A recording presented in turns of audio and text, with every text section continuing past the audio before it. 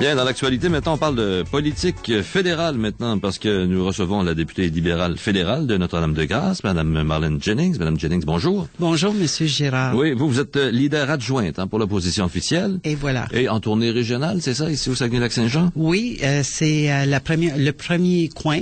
Oui. À laquelle je visite. Ce n'est pas ma première fois dans la région. Je l'ai visité la première fois en 88 et à plusieurs reprises par la suite par le biais de mon travail à l'époque comme membre de la Commission de police du Québec et ensuite commissaire adjointe à la déontologie policière pour la province du Québec.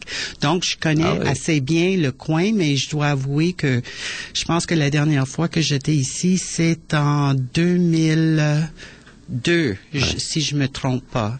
Puis c'est toujours aussi magnifique. Ben voilà, je suis content de vous l'entendre dire. Et d'autant plus, ben là, vous avez le temps de voyager un peu avec la prorogation du côté d'Ottawa. On reprend les travaux de la Chambre mercredi le 3 mars. Ben parce que la semaine prochaine, c'est pas le budget la semaine prochaine? Oui. C'est le budget le jeudi le 4 mars. Oui. Mais je dois dire que les libéraux, nous avons continué à travailler à Ottawa autant que dans les comtés pendant la période de la prorogation.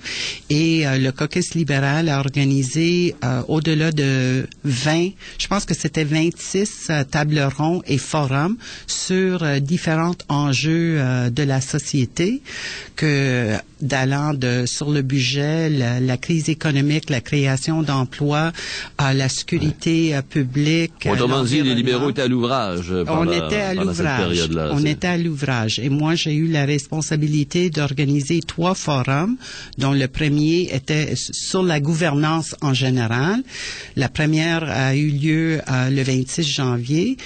Sur l'indépendance des tribunaux administratifs fédéraux. Le deuxième va avoir lieu le 1er mars, lundi, et ça, c'est sur la loi sur la responsabilité que les conservateurs ont mis en application. Qu'est-ce que M. Harper a promis? Qu'est-ce qu'il a livré? Et c'est quoi les solutions ou les remèdes?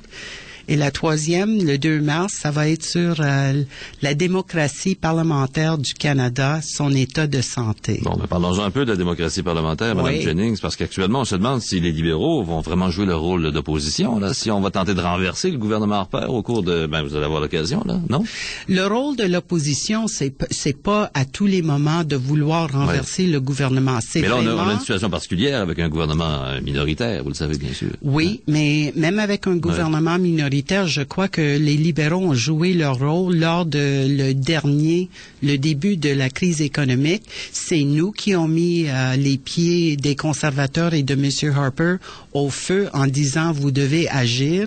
Si le gouvernement, dans son budget de l'année passée, a sorti des programmes de la relance économique avec des milliards de dollars pour le sauvegarde des emplois, la création des emplois, c'est grâce au travail que les libéraux ont fait en tant que parti de l'opposition officielle. Et nous attendons le faire encore. On a déjà proposé des mesures au gouvernement Harper pour le budget qui mise sur la création d'emplois et qui peut être très promoteur pour nos régions. Parlant de région, qu'est-ce que vous dites ici aux gens du Saguenay-Lac-Saint-Jean? Vous êtes dans une région où il y a quand même 2 comtés qui appartiennent au Parti conservateur, 2 ministres du gouvernement Harper. Pas facile à déloger, ça, Mme Jennings, et des ministres habituellement, non?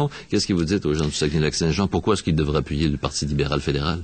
Je pense que si les gens du comté, les gens de la région veulent voir le développement économique régional, vraiment, veulent voir les programmes qui sont censés d'aider les communautés, les localités et les acteurs principaux, que ce soit dans le secteur privé, que ce soit au niveau de l'économie sociale, à vraiment faire la concertation et s'assurer qu'il y a une survie économique qui se fait ici, et pas juste une survie, mais vraiment une fleurissante économie. Je pense qu'ils vont mieux donner un nouveau regard sur le Parti libéral du Canada, parce que les conservateurs laissent l'argent dans le tiroir qui devrait se rendre dans les régions.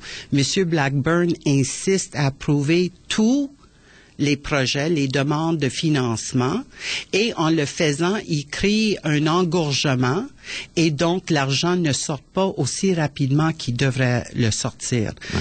Je me suis fait dire ce matin par des gens de la région que les fonctionnaires qui gèrent les programmes de DEC, le développement économique régional, leur ont dit que l'argent qui était alloué pour la région n'a pas été rendu à la région, et c'est parce que M. Blackburn tient à ce que lui, il approuve les projets.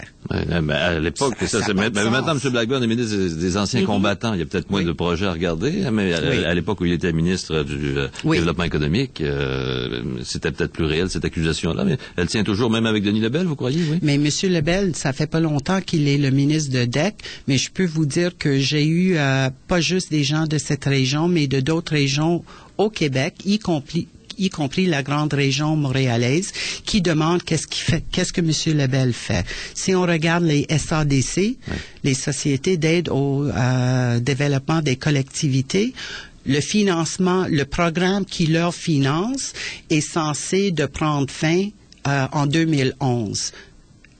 Ils attendent toujours qu'est-ce qui va arriver. Leurs homologues dans les régions grandes urbanisées comme le Montréal, les CEDEC, leur financement prend fin l'octobre de cette année.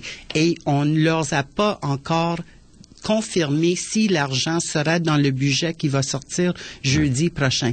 Comment ces organismes, si leur financement n'est pas là, comment ils peuvent faire la planification de projets à moyen et à long terme? Ils ne peuvent pas le faire.